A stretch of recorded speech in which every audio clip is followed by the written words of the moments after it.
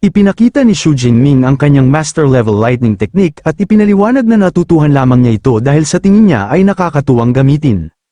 Hindi makapaniwala si Ling Xuang na napakadali para kay Xu Jingming na ma-master ang isa na namang high-level skill, napagtanto niya na ang lightning skill na ito ang perpektong solusyon sa kanilang problema. Maaari itong gamitin ni Xu Jingming upang magpanggap na isa lamang siyang ordinaryong A-rank lightning ability user at makatulong sa kanilang plano. Iniabot niya kay Xu Jingming ang dalawang bagay. Isang smart arm guard na naglalaman ng bahagi ng processing power ni Eva, pati na rin ang buto ng isang rank 9 na beast na may kakayahang mag-teleport ng hanggang 200 kilometro. Nagulat naman siya at napatanong kung lahat ba ng ito ay para sa kanya. Agad na nilinaw ni Ling Xuang na pansamantala lamang ang mga kayamanang iyon at mga ipinahiram lamang sa kanya. Inutusan din niya si Xu Jingming na kumilos ng mag-isa upang maiwasang mabunyag ang kanyang tunay na pagkakakilanlan, ipahayag sa publiko na ipinagpalit niya ang kanyang pass sa isang guro. Natawa naman si Xu Jingming habang pinayuhan niya itong bahagyang baguhin ang mukha nito, dahil mas malamang na makilala siya ng mga kalaban batay sa kanyang energy signature kaysa sa kanyang pisikal na anyo. Bago umalis, sinabi ni Ling Xuang na mag-ingat siya, pagkatapos ay nag-teleport ito palayo gamit ang isang special portal, na agad naman siyang nagpasalamat. Paglabas sa lansangan, inilabas ni Xu Jingming ang smart arm guard at sinubukang alamin kung paano ito paganahin. Biglang umandar ang aparato at lumitaw ang hologram ni Eva, ang AI, upang gabayan siya at sagutin ang kanyang mga katanungan. Dahil mausisa, tinanong niya kung anong karagdagang benepisyo ang makukuha niya kapag naitaas niya sa Grandmaster level ang kanyang concealment technique. Ipinaliwanag ni Eva na sa Grandmaster level, kaya niyang itago ang kanyang presensya at magpanggap na may mas malakas na aura, hanggang 2 minor rank na mas mataas kaysa sa tunay niyang level. Nagpa siya si Xu Jingming na gamitin ang kanyang skill points upang i-maximize agad ang technique. Alam niyang malaking kalamangan ang pagkakaroon ng peking power level. Pero naisip din niya na ang isang B-class skill ay hindi nangangailangan ng malaking bilang ng ability points upang maitaas ito hanggang sa antas ng Grandmaster. Dahil dito, agad niyang sinimulan ang proseso. Nagulat si Eva sa biglaang pagbabago ng kanyang aura at napagtanto niyang tunay ngang na-master niya ang Grandmaster level concealment skill. Ngumisi lamang si Xu Jingming at kinumpirmang tama ang hula niya. Pagkatapos, nagpa siya siyang subukan ng Beast Emperor Bone upang makita kung gaano kaepektibo ang teleportation nito. Sa isang iglap, bigla siyang nawala at muling lumitaw na napalilibutan ng kidlat sa ibabaw ng isang gusali. Napagtanto niyang napakalaking vitality ang kinakain ng kakayahang ito, kaya 2 beses lamang niya itong magagamit bago kailan ganing muling i-recharge. Gayunpaman, isa pa rin itong napakalakas na life-saving skill. Bago siya umalis, nagpaalam sa kanya ang kanyang mga kasintahang sina Jiang Qiushuan at Song Qiuqiu. Binalaan nila siyang agad na makipag-ugnayan kay Principal Ling kung sakaling mapunta siya sa anumang panganib. Tiniyak naman ni Xu Jingming na magiging maayos ang lahat. Pinili niyang huwag sabihin sa kanila na pupunta siya sa mapanganib na number 9 ruins upang hindi sila mag-alala. Plano niyang mag-disguise muna bago sumakay sa barko. Hindi nagtagal, matagumpay na nakasakay si Xu Jingming sa isang napakalaking cruiser gamit ang bago niyang pagkakakilanlan. Tinawag niya si Eva at tinanong kung ligtas ba para sa kanya na magpakita. Tiniyak naman ni Eva na walang ibang makakakita sa kanya o makakaramdam sa kanilang telepathic communication. Kinumpirma rin ni Eva na ganap at maayos na nakarehistro ang peking pagkakakilanlan niya bilang Su Chen. Sinabi rin niyang ang barko ay direktang patungo sa North Gulf at may sakay ding mga miyembro ng training camps mula sa Thunder Martial Arts Hall at Violent Bear Martial Arts Hall. Biglang lumapit sa kanya ang isang staff member at inimbitahan siyang sumali sa temporary defense team ng barko upang tumulong laban sa mga marine beast. Dahil nakarehistro siya bilang isang malakas na tier 4 na user, inalok siya ng napakalaking gantimpalang $3 milyong. Masayang tinanggap ni Xu Jingming ang alok. Yumuko ang staff member at nagpasalamat sa kanyang pagtulong upang maging ligtas ang paglalakbay. Pinigilan naman siya ni Xu Jingming na huwag masyadong magalang. Habang naglalakad palayo, labis na natuwa si Xu Jingming. Para sa kanya, bonus lamang ang pera kumpara sa napakaraming madaling makukuhang ability points mula sa pagpatay ng mga marine beast. Samantala, napansin ng 2 elite trainee si Xu Jingming na nakasandal sa railing. Agad nila siyang hinusgahan bilang isang walang alam na rookie na tatakbo sa unang pagkakataong makakita ng Sea Beast. Sa kabilang bahagi ng deck, nagreklamo si Lei Junyang kay Lin Hui tungkol sa pagiging mayabang ng mga trainee mula sa Violent Bear Martial Arts Hall, pagkatapos ay tinanong niya kung matagumpay bang makakapag-recruit ang kanilang director ng isang Grandmaster. Iminungkahi ni Lin Hui na tanungin nila si Xiao Lan tungkol dito. ipinaliwanag niyang dumalo lamang ang kanilang director sa league competition upang maghanap ng mga space-type ability user. Agad namang itinaman ni Xiaolan ang sinabi niya, ayon sa kanya, ang tunay na dahilan ng pagpunta ng director doon ay upang ma-recruit ang bagong nagising na SS Class Genius. Namangha si Lin Hui sa napakalaking talento ni Xu Jingming sa murang edad, inisip ng kanyang kasamahan na kung papasok siya sa training camp, siya ang magiging pinakabata roon. Binanggit naman ng isa sa kanyang mga kasamahan na malamang ay magtatago lamang ang isang henyo sa isang ivory tower ng universidad upang mag-cultivate, sa halip na pumunta sa mga guho at sumugal sa panganib. Nang marinig yun, buong kumpiyansang sinabi ni Lu Hong na kung siya si Xu Jingming, haharapin niya ang anumang panganib gamit lamang ang kanyang napakalakas na kapangyarihan. Mapanuyang binaliwala ni Lin Hui ang kanyang matatapang na salita, dahil dito, agad na nagalit si Lu Hong at hinamon siya sa isang duelo. Kalmado naman niyang tinanggap ang hamon, ipinapakitang hindi siya natatakot sa kanya.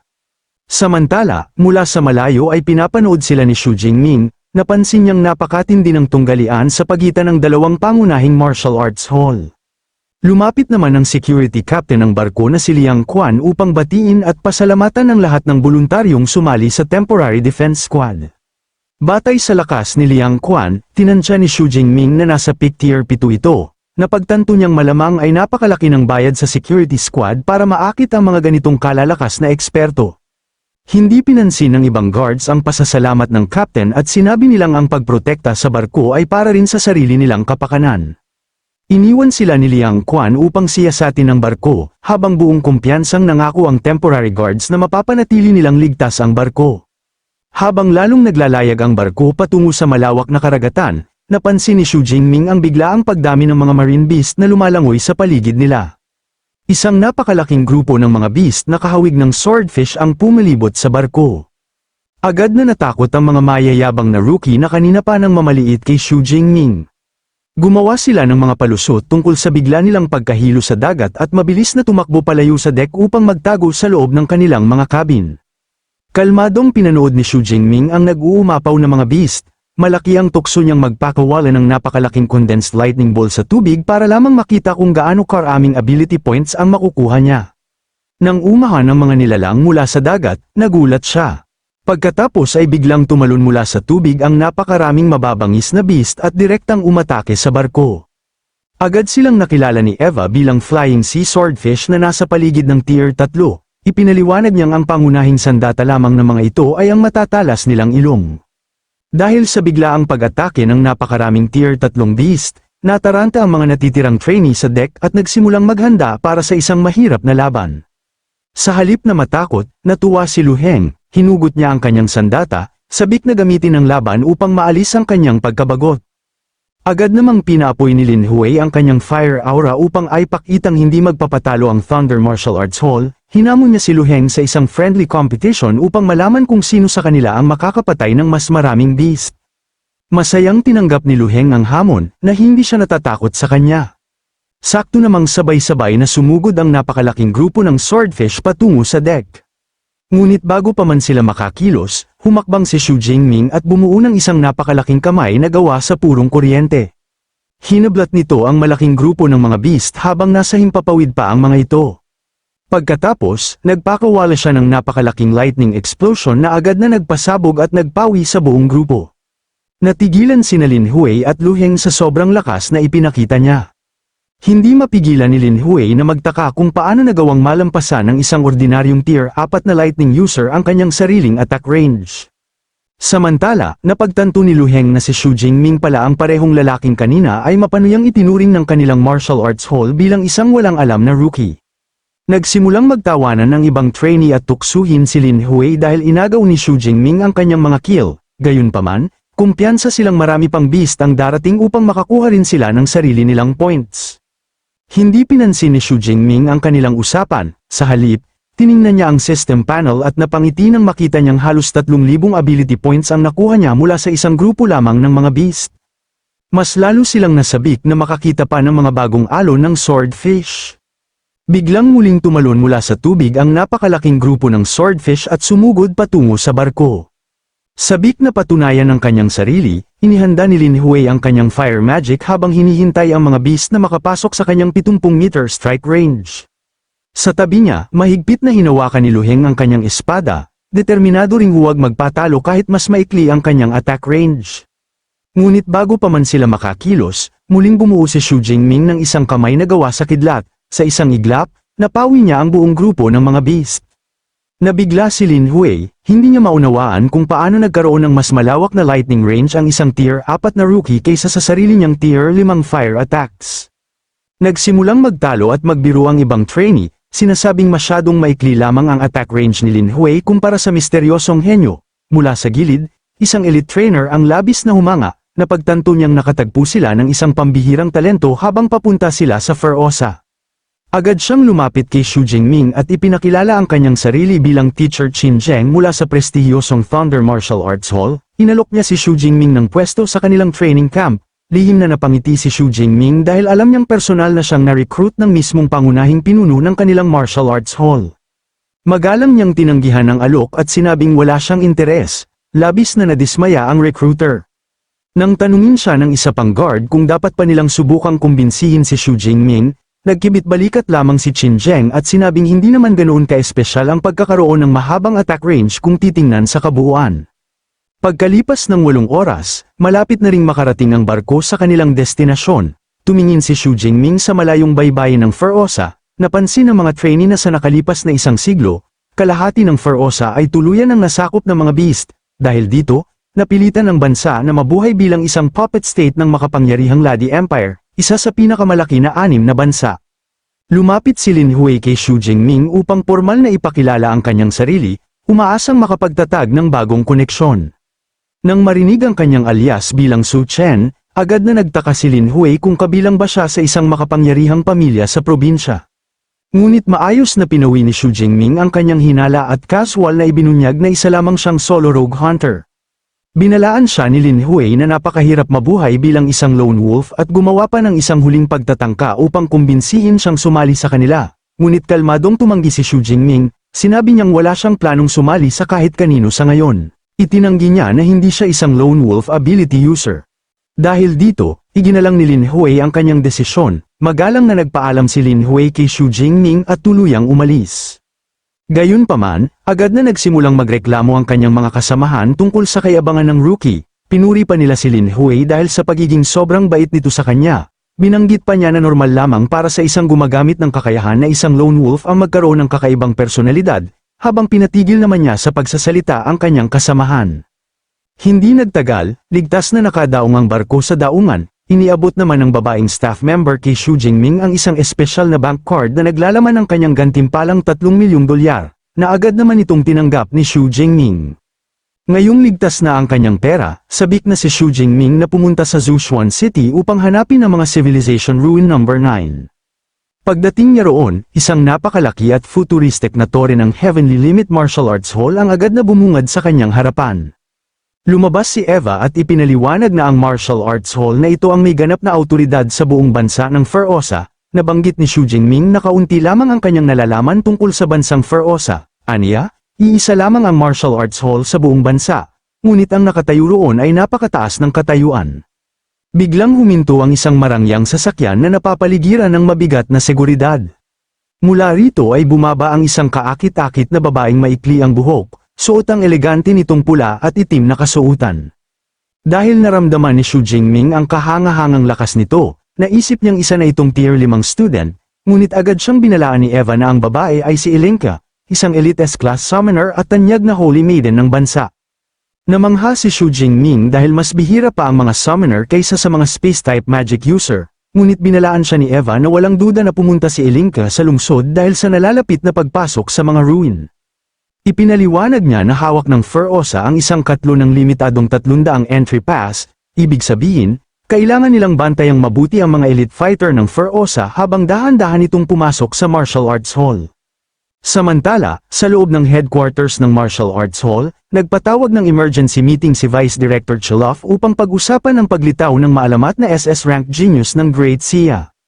Nagtanong ang isang board member kung nagtipon ba silang lahat dito ngayong araw upang may gawin sila kay Xu Jingming, kaya binalaan niya ang mga board member na malamang ay pupunta ang prodigy sa kanilang mga ruin. Idineklara niya na kailangan nilang hanapin at patayin si Xu Jingming sa anumang paraan. Dahil dito, nataranta ang buong board, nagkagulo ang lahat at sinabi nilang ang paghamon sa makapangyarihang Great Sia Nation ay magdadala lamang ng ganap na kapahamakan sa Ferosa. Sa pagkasawa sa kanilang kaduwagan, inutusan ni Ilinka ang lahat na tumahimik. Agad na natahimik ang buong silid, mabilis niyang napagtanto na ang napakatinding utos na ito ay malamang direktang nagmula sa chief, mayabang na kinumpirma ni Director Chaloff ang kanyang hinala. Ipinaliwanag niyang nangako ang kanilang makapangyarihang kaalyado na Ladi Empire na susuportahan sila at itutulak pabalik ang hangganan ng mga beast ng 20 kilometro kung magtatagumpay sila. Dahil sa napakalaking suporta sa politika at pangakong bagong teritoryo, agad na nagbago ang pananaw ng mga sakim na board member, masaya silang sumang-ayon na sulit ang panganib ng misyon. Ngunit habang pinapanood silang nagdiriwang, lihim na kinutya ni Ilinka ang kanilang katangahan, napagtanto niyang walang halaga ang pagpapalawak ng kanilang teritoryo kung ang kanilang mga pinuno naman ay mga walang gulugad na puppet lamang ng Laxi Empire. May masamang ngiti si Chaloff habang sinasabi niyang kahit hindi lumitaw si Xu Jingming, maaari pa rin nilang patayin ang sinumang Great Sia Genius na matagpuan nila sa loob. Pagkatapos ay ipinakilala niya si William Mark, isang blonde na elite at tier 6 na expert mula sa makapangyarihang William family ng Laxi Empire, kasama ni Ilinka. Papasok din si Mark sa mga ruin. Sinubukan ni Mark na maging charming habang ipinapakilala ang kanyang sarili sa Holy Maiden, na agad naman niya itong binati. Ngunit agad na nakita ni Ilinka ang tunay niyang intensyon, na pagtanto niyang ginagamit ng Laxi Empire ang isang arranged marriage upang unti-unting makuha ang ganap na kontrol sa kanya. Sa kasalukuyan, wala pa siyang sapat na kapangyarihan upang labanan ito. Kinabukasan, isang napakalaking grupo ng mga contestant ang nagtipon sa heavily guarded entrance ng Civilization Ruins No. 9. Gamit ang kanyang disguise, nakihalo si Xu Jingming sa karamihan. Ngunit agad siyang napansin ng ilan sa mga trainee at kinutya dahil papasok siya sa ganoon kapanganib na lugar ng mag-isa at wala man lamang dalang mentor. Biglang huminto ang isang marangyang sasakyan at napabuntong hininga sa gulat ang mga tao nang bumaba si Holy Maiden Ilinka kasama ang kanyang elite guards upang opisyal na pumasok sa mga ruin. Biglang nagpakawala si Chaloff ng napakalaking alon ng enerhiya, dahilan upang agad maging alerto ang mga trainee, natarante sila at hindi maiwasang mag-isip kung sinusubukan ba ng Frozen na magsimula ng digmaan laban sa Great Sia. Gumamit si Chaloff ng mental scanning technique upang hanapin ang kanilang target. Ngunit wala siyang nakitang bakas ni Xu Jingming, ipinagpalagay niyang hindi magiging ganoon kamangmang ang Great Sia Nation na payag ang bumiyahe ng walang proteksyon ang kanilang mahalagang SS-class genius. Nakaramdam ng ginhawa si Ilinka nang mapagtantong wala roon ang target, alam niyang kapag tunay nilang pinatay ang isang Great Sia prodigy, magdudulot ito ng napakalaking problema sa kanilang bansa. Habang inutusan na ni Chaloff ang lahat na maghanda. Samantala, nakangising mayabang si William Mark, inakala niyang natakot lamang ang Great Sia na payag ang pumasok ang kanilang genius sa ganitong mapanganib na ruin. Maging si Xiao Nan, ang nangungunang guro mula sa Mode University, ay nalito dahil hindi niya maramdaman ang presensya ni Xu Jingming kahit saan sa mga malalakas na tier 4 na cultivator sa paligid. Biglang nagsimulang mag-react ang mga entry pass, na pagtanto ng mga excited na trainee na oras na upang pumasok. Hindi nagtagal, dahan-daang lumabas sa kalangitan ang napakalaki at kumikinang na gateway patungo sa Civilization Ruins habang unti-unti itong bumubukas. Samantala, napatingala sa pagkamangha ang mga estudyante. Hindi nag-aksaya ng isang segundo ang mga trainee, agad silang tumalon sa himpapawid at sumugod patungo sa kumikinang na portal. Inutusan ni Chaloff sina Ilinka at Mark na pumasok habang muling ipinaalala sa kanila ang kanilang lihim na misyon. Agad namang inutusan ni Ilinka ang kanyang grupo na kumilos. Habang nagsisiksikan ang mga contestant patungo sa liwanag ng portal, kalmadong pinanood sila ng disguised na si Xu Jingming. Wala siyang gaanong interes sa mga sinaunang kayamanan, ang tanging inaasahan niya ay magkaroon ng napakaraming beast sa loob na maaari niyang hulihin at patayin. Direktang nag-teleport ang portal sa lahat patungo sa napakalaking pocket dimension na may lawak na 30,000 square kilometers. Pagdating doon, napansin ni Xu Jingming na ang maalamat na lugar ay parang ordinaryong masukal na kagubatan lamang. Biglang lumitaw sa kalangitan ang isang kumikinang na dilaw na orb at nagsimulang mag-broadcast gamit ang isang kakaiba at sinaunang wika, nalito ang mga trainee sa paligid. Agad na nakilala ni Xu Jingming na isa itong sinaunang wika, kaya mabilis niyang tinapang kanyang smart arm guard at pinakiusapan si Eva na isalin ang mensahe. Nag-materialize si Eva at ipinaliwanag na ang AI manager ng Base No. 9 ang bumabati sa kanila at sinisimula na ang kanilang trial. Ibinunyag niyang tatagal ang test ng 2 buwan, ang mga gantimpala ay ibibigay batay sa dami ng evaluation crystal na kanilang makokolekta. Pagkatapos sabihin yon, biglang sumabog ang orb. Matapos marinig ang salin, napagtanto ni Xu Jingming na malaki ang posibilidad na ang pocket dimension na ito ay dating isang sinaunang military training ground. Habang pinapanood nilang mag-isang naglalakad si Xu Jingming patungo sa kagubatan, agad siyang itinuring ni Lin Hui at Qin Zhong bilang isa na namang mayabang na tier 4 na rookie na diretso lamang sa kanyang kamatayan. Ngunit maingat siyang sinusundan ni Elinka ng tingin, naramdaman niya ang nakakatakot na alon ng nakatagong space energy na nagmumula sa katawan ni Xu Jingming, napaisip siya kung niloloko lamang ba siya ng kanyang sariling senses. Samantala, inutusan ni Qin Zhong ang mga trainee na magsimulang bumuo ng mga grupo. Hinati ng Violent Bear Martial Arts Hall ang kanilang mga miyembro sa balancing squads na pinamumunuan ng 2 tier 6 na mentor. Matagumpay na nakalayo si Xu Jingming mula sa pangunahing grupo at mabilis na tumakbo ng mas malalim sa kagubatan. Tinanong niya si Eva kung mayroon itong mapa ng mga ruin. Naglabas si Eva ng holographic map na puno ng mga pulang tuldok. Ipinaliwanag niyang kayang mag-scan ng built-in radar ng arm guard hanggang 1 kilometro ang layo, at bawat pulang tuldok ay kumakatawan sa isang beast na maaari niyang patayin at pagkunan ng resources. Inutusan ni Xu Jingming si Eva na mag-set up ng warning radar na partikular para sa tier 6 beasts, ngunit nagbabala si Eva na maaaring gumamit ang ibang contestant ng jamming devices upang itago ang kanilang presensya. Hindi pinansin ni Xu Jingming ang babala, agad niyang pinalakas ang kanyang lightning energy at sumugod pasulong, sabik ng simula ng kanyang pangangaso. Makalipas ang 11 araw, isang sugatang tier 5 solo hunter na nagngangalang Chen Jin ang hirap na naglalakad sa kagubatan, pinagsisisihan niya ang kanyang kasakiman sa pagpasok sa napakalupit na trial na ito.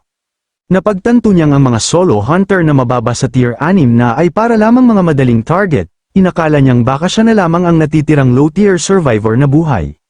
Biglang sumugod sa kanya ang isang napakalaking tier 5 jungle wind wolf. Dahil dito, natarante si Chen Jin at naghanda para sa desperado niyang huling laban.